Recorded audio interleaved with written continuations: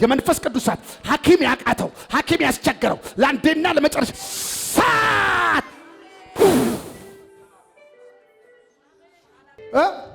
የለም እዚህ ጋር የነበረው ያበጠ ነገር ነበረ። ሁሌ እዩ ብላ በጣት ታስነካኝ ነበር። የለም አባዬ እኔ አላመንኩም። ረጅም ዓመት ስለሆነ አላመንኩም። ረጅም ዓመት ስለሆነ መቀመጥ አልነበር ቢመስለኝ። ሀያ ዓመት አብጦ ተሸክሜው ነበር የምዞረው እኮ አብጦ ነበር።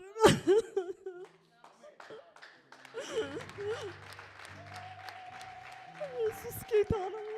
ያው እኔ አብሮ ሰራተኛ እኔ ጋር ስለምትማር ብዙ ቀን ፍቃድ ትጠይቃለች። እኔ ስፔሻል ክላስ እያስኩ ነው ማስተምራት። በጣም ነው የምትታመመው። በቃ አንዳንዴ ተስፋ ቆርጣ ቴክስት ጽፋለች። አባ መብራት እዚህ ቤት ስትረግጥ ገና ማለት መስዬ እወድሻለሁ።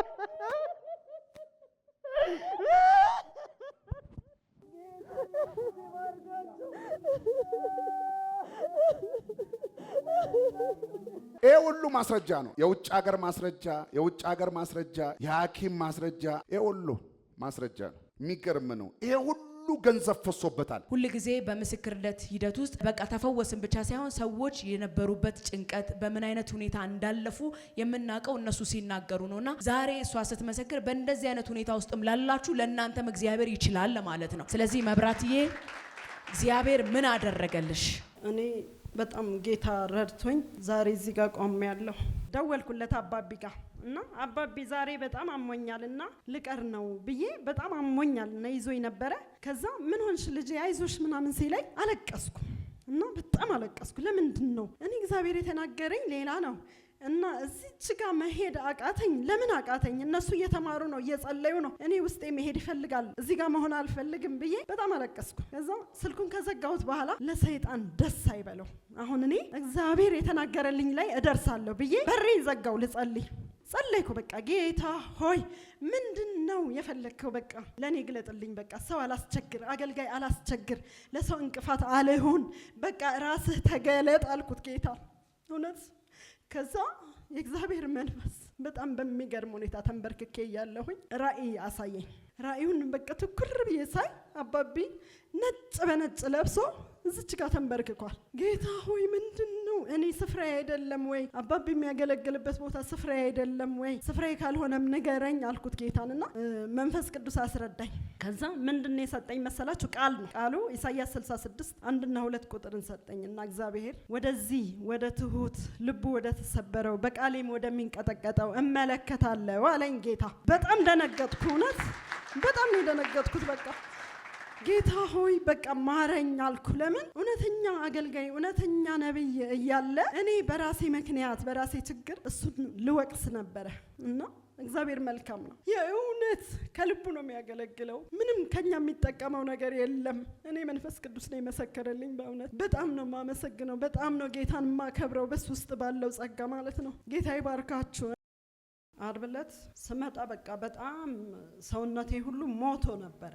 በቃ እግሬ ሰውነቴ ምናምን የሞተ ሰውነት ነው ይዤ የመጣሁት ማለት ነው። በቃ ምንም ሁሉ ሰው ሲቆም በቃ እኔ እንዴት እቀመጣለሁ ብዬ ነበር እየተነሳው እያሸበሸብኩ ምናምን የነበርኩት እንጂ ከዚህ በታች በቃ እንዲህ ስለውም አይሰማም። ሰው ቢነካው ራሱ የማይሰማ ሰውነት ነው ይዤ የመጣሁትና በጣም የሚገርመው በቃ ጠዋት ላይ አባቢ ጋር ገብቼ አናገርኩት።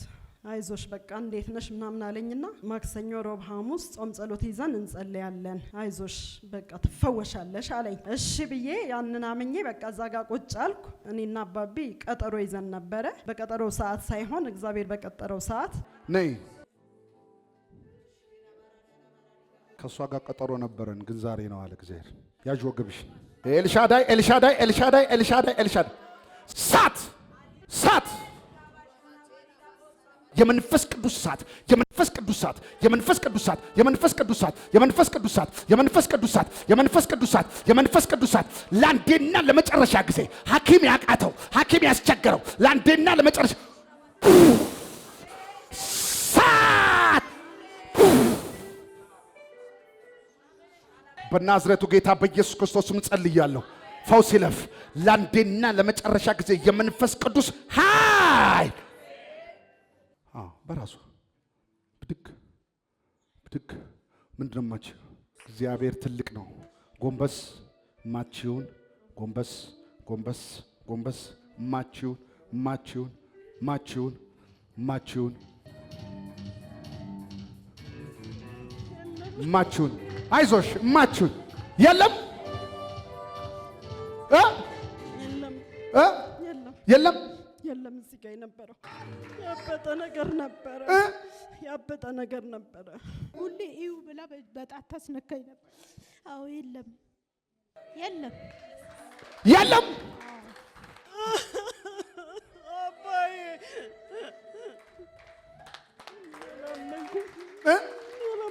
ምን አልሽ? አላመንኩም። ረጅም ዓመት ስለሆነ አላመንኩም። ረጅም ዓመት ስለሆነ መቀመጥ አልነበር ቢመስለኝ። ሀያ ዓመት አብጦ ተሸክሜው ነበር የምዞረው እኮ አብጦ ነበር።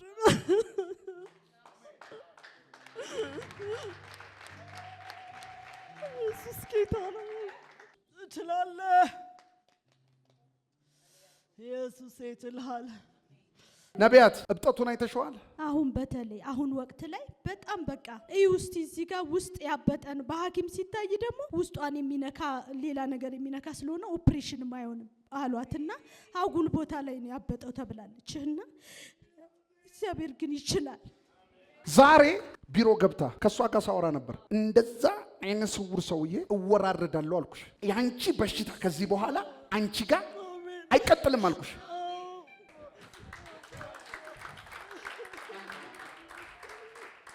ነይ ትንቢት ለምን እንደምታለቅሽ? ያው እኔ አብሮ ሰራተኛ እኔ ጋር ስለምትማር ብዙ ቀን ፍቃድ ትጠይቃለች። እኔ ስፔሻል ክላስ እያስኩ ነው ማስተምራት። በጣም ነው የምትታመመው። በቃ አንዳንዴ ተስፋ ቆርጣ ቴክስት ትጽፋለች። እግዚአብሔር እኔን አይፈውሰኝም ትላለች። አሉ ቴክስቶች አባ እግዚአብሔር ላይ ተስፋ ትቆርጣለች። አልፈወስም በቃ ታገሺ እግዚአብሔር ቀን አለ ሁሉ ቀን እንላታለንና የመጣችበትን መንገድኛ ብዙ ከሷ ጋር አልፈናል። አባ ለዛ ነው አሁን ይገባኛል።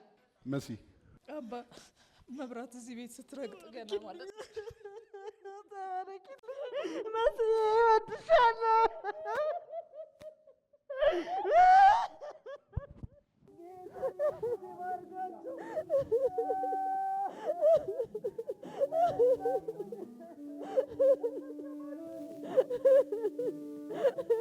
እንደኔ ቀጠሮ ያስኩት የሚቀጥለው ሳምንት አብረን ጾም ጸሎት ልንይዝ ነበር። ዛሬ ታላቅነቱ ሲወራ እሱ መጣ።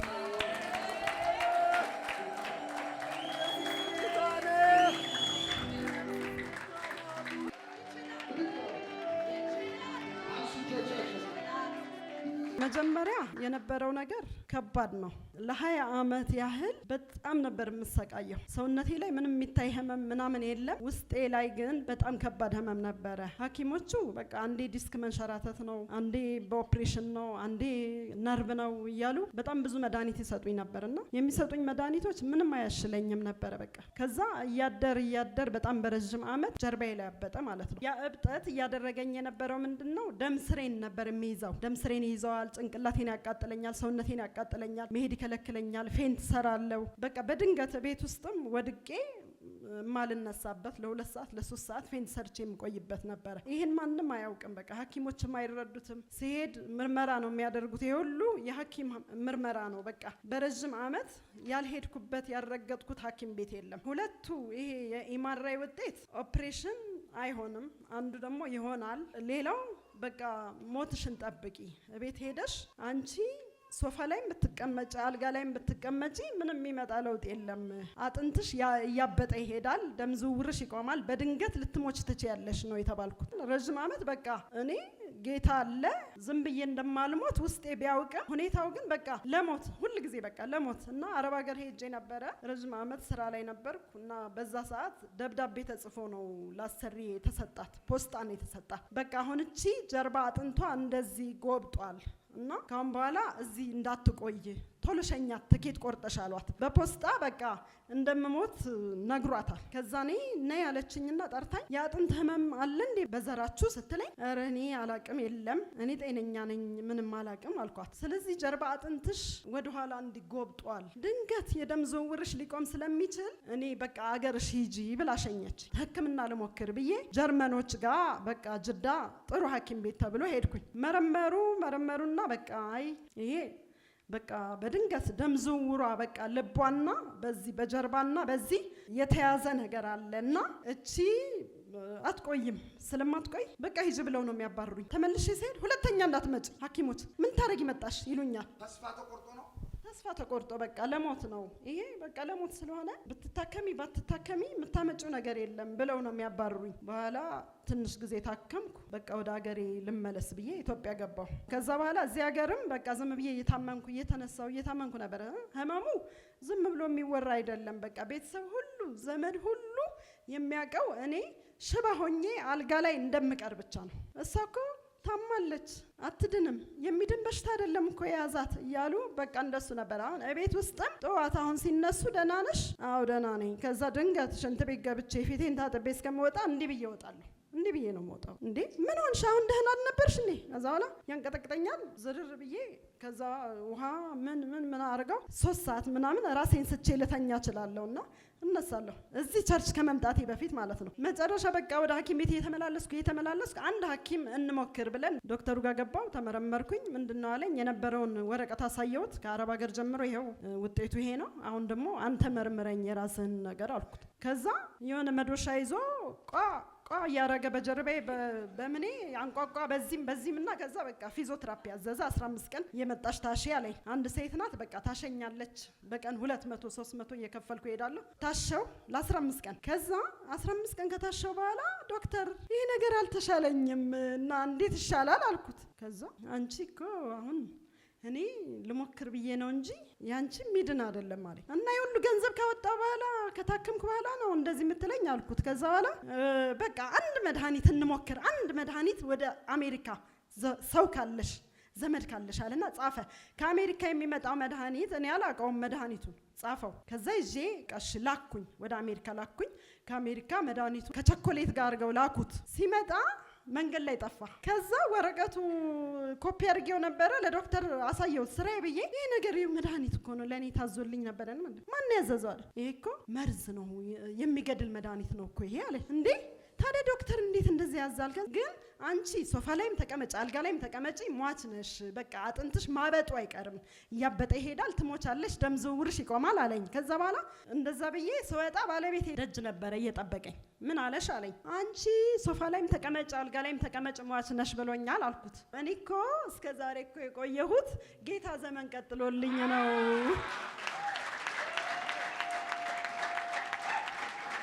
ሁሉ ኢማራው የሚያወራው ሞት ነው። የአረብ ሀገር የሚያወራው ሞት ነው። ሁሉ ነገር የሚያወራው ሞት ነው። መጨረሻ ያበጠ ነገር ጀርባዬ ላይ ነበረ።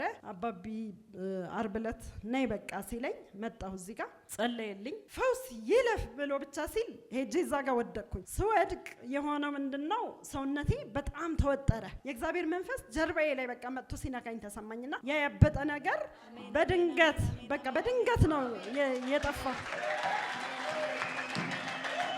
ቆይ ይሄ ጀርባሽ ላይ ያለው እብጠት ነው ደም ስሩን የሚዘጋው? አዎ። እና ፌንት የሚያደርግሽ ለሞት የሚያስደርግሽ የሚጥለኝ ፌንት የሚያስደርገኝ የሚያቃጥለኝ የሚያንቀጠቅጠኝ ምን የሚለኝ እዛ ያበጠው ቦታ ላይ ደም ስር ነው የያዘው። የጀርባ የጭንቅላት የሁሉም ነገር ደም ስር ነው የያዘው እና ያ ነው በጣም ሲወጠር ህመም ጥዝጣዜ ስላለው ደም ስር የሚይዘው እሱ ነው የነበረው ማለት ነው። በሐኪሞቹም በቃ ምንም ልናደርገው አንችልም፣ ኦፕሬሽን የሚደረግ ቦታ አይደለም፣ አይፈርጥም፣ ምንም አይልም፣ አብጧል ነው የተባለው። አሁን የለም እብጠቱ የለም፣ ሁሉ ነገር የለም።